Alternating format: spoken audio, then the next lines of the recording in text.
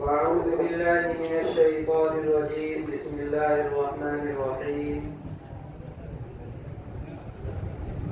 إنا نحن نزلنا الذكر وإنا له لحافظون.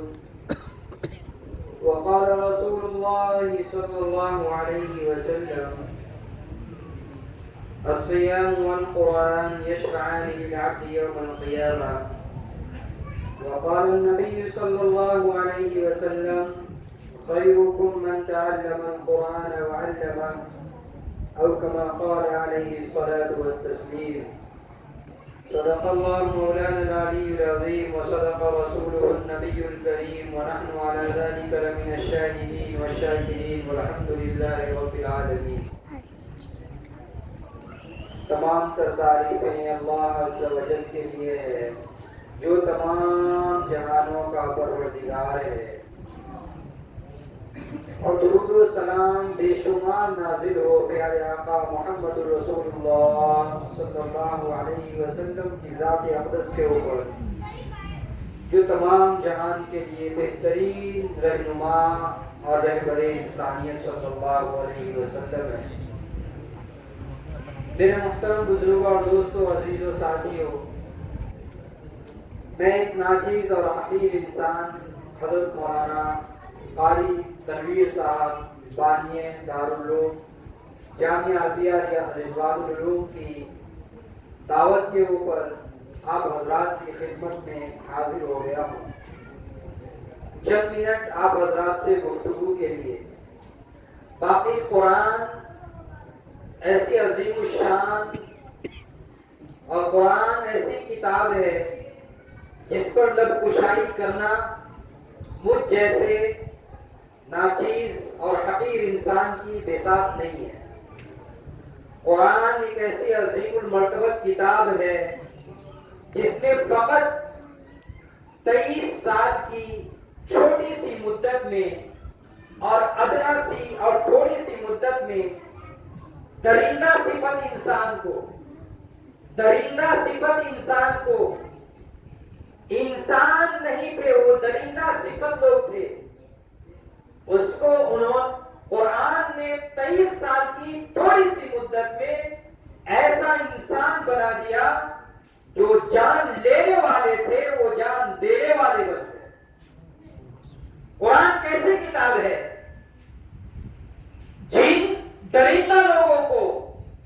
اگر کسی کی ماں بہن بیٹی چوک چوراہے سے گزر رہی ہوتی اور وہ اگر امید سے یعنی حمل سے یعنی ان کے پیٹ میں بچہ ہوتا اور آپس میں عرب لوگوں میں جھگڑا ہو جاتا کہ بیٹا ہے یا بیٹی ہے، تو اس میں سے ایک درندہ صفت انسان کھڑا ہوتا، اپنی تلوار نکالتا اور جا کر کے اس معصوم عورت کے اوپر، اس معصوم خاتون کے اوپر اس کے پیٹ کو چاک کرتا اور اس کے پیٹ سے بچہ نکال کر کے دکھلاتا، دیکھو یہ ہے میری جرأت، میری طاقت، تم مجھ سے لڑ رہے تھے، اس کے پیٹ میں بیٹی نہیں بیٹا ہے۔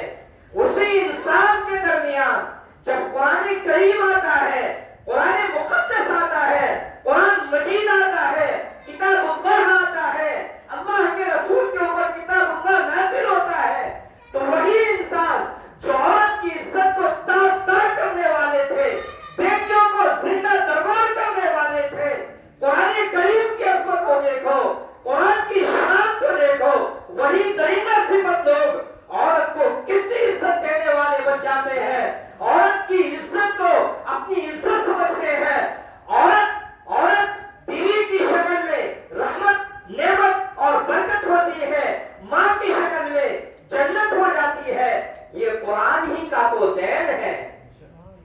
میرے عزیزوں، آپ کے سامنے مجھ جیسے چھوٹے انسان کی اوقات بھی نہیں کہ قرآن کے اوپر بات کرے، قرآن کی عظمت کے اوپر بات کرے، قرآن کی فضیلت کے اوپر بات کرے، قرآن کی شان کے اوپر بات کرے۔ وہ معزز تھے زمانے میں مسلمان ہو کر، وہ معزز تھے زمانے میں مسلمان ہو کر، اور ہم خار ہوئے تاریخ خورا ہو کر۔ میرے عزیزوں، یہ دور و دیوار، یہ ٹوٹی چٹائیاں، یہ پھٹے پرانے کپڑے پہنے ہوئے معصوم معصوم طلبا، چھوٹے چھوٹے بچے، بال بکھرے ہوئے، سر میں تیل نہیں، کپڑے میں استری نہیں، یہ معصوم بچے بھکاری اور فقیر نہیں، یہ ہمارے اور آپ کا مستقبل اور فیوچر ہے، ہمارا بھوشیہ ہے۔ اگر یہ بچے نہ ہوں گے، یہ مدرسے نہ ہوں گے، یہ مکاتب نہ ہوں گے، یہ مدارس نہ ہوں گے، یہ دارالعلوم جامعات نہ ہوں گے، تو میرے عزیزوں ہمارے اور آپ کا کوئی جنازہ پڑھانے والا میسر نہیں ہوگا۔ مدارس کے ہم پر کیا کیا احسانات ہیں؟ ایک سب سے بڑا احسان یہ ہے کہ اگر مدارس نہ ہوتا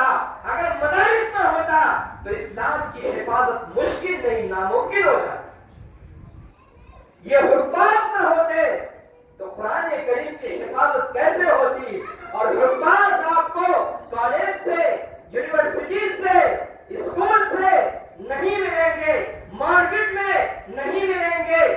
سونے والوں کے پاس نہیں ملیں گے، دولت والوں کے پاس نہیں ملیں گے۔ اسی ٹوٹی ہوئی چٹائی پر پھٹے پرانے کپڑے پہن کر کے یہی معصوم بچے جن کے بال بکھرے ہوئے، سر میں تیل نہیں، کھانے کو روٹی نہیں، بھیگی ہوئی روٹی اور سوکھی روٹی کھا کر کے قرآن کریم کو اپنے سینے میں جمع کر کے ہم اور آپ کے فرائض کو ادا کرتے ہیں، ہمیں اور آپ کو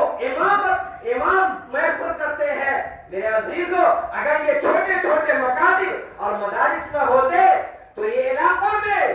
اسلامی عقائد کی حفاظت نہیں ہوتی۔ میں اپنی بات کو طول نہیں دوں گا، میں اپنے سب سے پیارے لاڈلے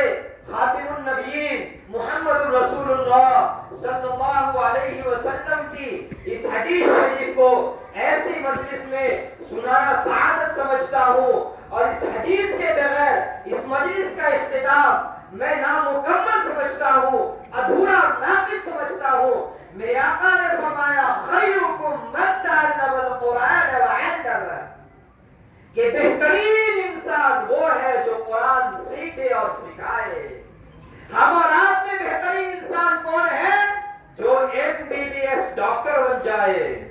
جو بڑا انجینئر بن جائے، جو بڑا پروفیسر بن جائے، PM CM MLS بن جائے، بھلے ہوگا اپنی جگہ کا، وہ قابل قدر ہوگا، اسلام میں سب کی قدر ہے، لیکن رب کعبہ کی قسم قرآن کے حافظ سے بڑھ کر کے اس کی عزت نہیں ہو سکتی۔ قرآن کی تفسیر پڑھانے والوں سے اس کی بڑھ کر عزت نہیں ہو سکتی، قرآن پڑھنے والوں سے، ناظرہ پڑھنے والوں سے اس کی شان نہیں بڑھ سکتی۔ قرآن کیسی کتاب ہے؟ یہ ادارہ آپ کے سامنے بہت پرانا ادارہ ہے، اس ادارے نے نہ جانے آپ کے کتنے بچوں کو اسلامی عقائد سکھلائے ہوں گے، اسلامی نظریات کے اوپر آبادہ کیا ہوگا۔ میرے عزیزوں، میرے بھائیوں، ان مدارس کی حفاظت اور ان مدارس کی امداد اور ان مدارس کا تعاون کرنا ہمارا اخلاقی فریضہ ہے، ورنہ یاد رکھیں آپ کے بچے اور ہمارے بچے اتنے کچے ہوں گے اور اتنے بیکار اور ناقص ہوں گے کہ باپ کا جنازہ پڑا ہوگا لیکن بیٹا کو معلوم نہیں ہے کہ تکبیر میں اللہ اکبر کہہ کے ہاتھ اٹھانا ہے کہ نہیں اٹھانا ہے۔ آپ کا جنازہ پڑھا نہیں سکے گا آپ کا بچہ، ارے پڑھانا تو جانے دو، قسم خدا کی کہتا ہوں، آپ کالج کے فرسٹ نمبر کے پہلے نمبر کے طالب علم سے جا کر پوچھ لو، شاید ہی کوئی جنازے کی دعا سنا، لیکن مدرسے کا اور مکتب کا ایک چھوٹا سا بچہ بھی آپ کو انشاءاللہ تعالی پوری دعا جنازے کی فر سنا دے گا۔ اور یاد رکھنا آپ کا اختتام اور آپ کا آخری مرحلہ جنازے کے اوپر جب آپ کا بچہ ناپاک ہو کر کے کھڑا ہوگا سائڈ پر، کیوں نہیں آ رہے بھائی؟ پتا چلا کہ کہو مولوی صاحب کو جنازہ پڑھا دے، میں تو پاک نہیں ہوں۔ میرے عزیزوں قسم خدا کی کہتا ہوں، یہ مدرسے کے طلبہ نہیں ہوں گے، یہ مکتب میں پڑھنے والے بچے نہیں ہوں گے، آپ حضرات مدرسے میں بچوں کو لازماً بھیجیں۔ آپ سے اللہ پاک بالکل نہیں پوچھے کہ آپ نے اپنے بچوں کو ڈاکٹر بنایا کہ نہیں بنایا، لیکن آپ سے اتنا ضرور پوچھے گا کہ آپ نے اپنے بچوں کی دین کی حفاظت کی کہ نہیں، قرآن کریم کی تعلیم دی کہ نہیں۔ چھوٹے سے وقت میں اور معمولی سی وقت میں مجھ جیسے ناچیز اور کمزور اور ناقص انسان کا قرآن کریم کی عظمت کے اوپر احاطہ کرنا یہ میرے بس کا نہیں ہے، ورنہ قرآن کی شان تو یہ ہے کہ انسان جتنا غوطہ لگائے گا اس غوطے میں ڈوبتا چلا جائے گا، لیکن اس کو مٹھاس میسر ہوتی جائے گی۔ اور قسم خدا کی میں سمجھتا ہوں میں بھی ٹوٹا پھوٹا حافظ قرآن ہوں۔ حافظ قرآن، قرآن کو یاد کر کے، قرآن کو یاد کرنے سے بڑی ذمہ داری اور قرآن کو یاد رکھنا اتنی بڑی ذمہ داری ہے اور اتنا اہم کام ہے، اتنا بھاری کام ہے، اتنا مشکل کام ہے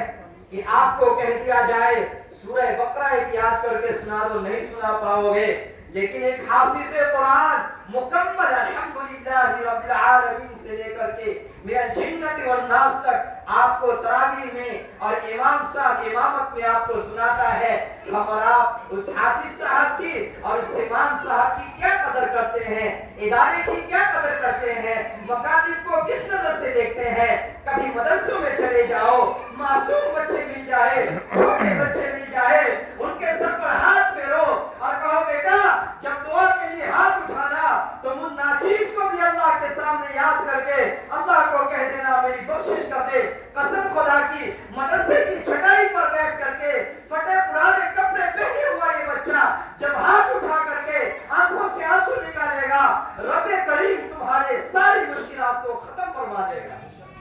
آ کر تو دیکھو کتنے معصوم بچے ہوتے ہیں، کتنے پیارے پیارے بچے ہوتے ہیں، وہ ماں باپ کتنے مبارک ہیں، اتنی چہل پہل اور اتنی آگے بڑھتی دنیا میں ساری چہل کو چھوڑ کر کے مدرسے میں مکتب میں اپنے بچوں کو قرآن سیکھنے کے لیے بھیج دیتے ہیں۔ میں اپنی بات کو زیادہ طول نہیں لیتا، آپ حضرات سے بس ایک درخواست کر کے جاؤں گا کہ حفاظ کی، علماء کی، ائمہ کی قدر کریں۔ آپ کے علاقے میں اگر یہ مدرسہ ہے تو اس کی حفاظت آپ کی ذمہ داری بنتی ہے۔ آپ جیسے گھر کے اخراجات اٹھاتے ہیں ویسے ہی آپ کو اپنے مکاتب مدارس کے اخراجات بھی اٹھانے پڑیں گے، تب تو یہ ادارے قائم رہیں گے۔ اللہ سبحانہ و تعالی سے دعا ہے کہ اللہ پاک حضرت قاری صاحب بانی محتمیم مولانا قاری تنویر صاحب کو بہترین اجر جزیل عطا فرمائے۔ آپ حضرات کا بہت بہت شکریہ کہ مجھ ناچیز کو آپ نے سنا۔ آپ حضرات سے درخواست کروں گا کہ قرآن کی عظمت کو اپنے سینے میں بیٹھاؤ، قرآن کو پڑھو، قرآن کی تعلیم سنو، بچوں سے محبت کرو، مدرسہ کے طلبہ کے بچوں کو رشک اور شوق اور محبت بھری نگاہوں سے دیکھو، ان کو ذلیل اور رسوا اور کمتر اور حقیر نہ سمجھو۔ اللہ سبحانہ و تعالی ہم سب کو مدارس کی، مکاتب کی، مساجد کی اہمیت سمجھنے کی توفیق عطا فرمائے۔ وما توفیق الا باللہ۔